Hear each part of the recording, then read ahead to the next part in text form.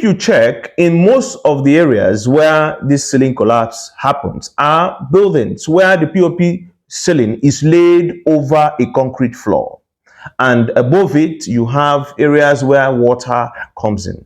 So if we have an environment where water comes in into a place, and under the place where water comes into, under it is a POP ceiling, and what you have is a concrete floor, what you call decking.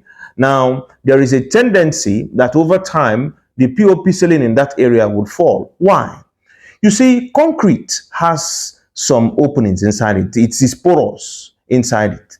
So when water locks on top of concrete, there is a tendency, high tendency as a matter of fact, that the water will seep in and come out under. So that's why if you go to a place where there is an uncompleted building that has stayed over time and there is no roof over it and water falls on top, if you come under, you will see water dripping out under.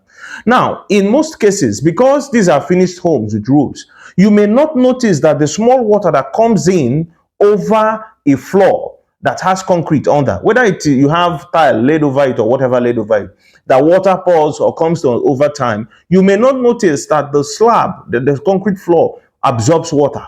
Now, it may not be dripping down like you can have when the water volume is large, but surely any water that where water comes over concrete over time, the concrete keeps absorbing water.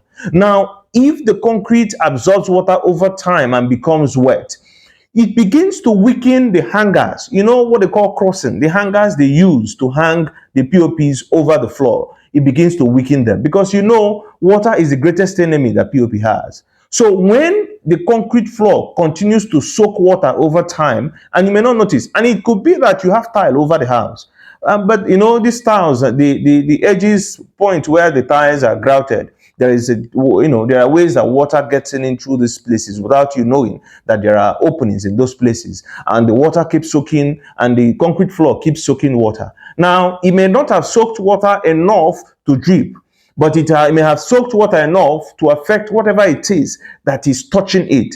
So the POP hangers, the crossings that they use to hang the POP to the ceiling, to the concrete floor, they will become weak at that edge, and in no time they'll begin to fall off one after the other. So this thing that you see, that the thing collapses, it is because the hangers one after the other have become very loose until the load that breaks the camel's back, and that last one is off and the ceiling collapses.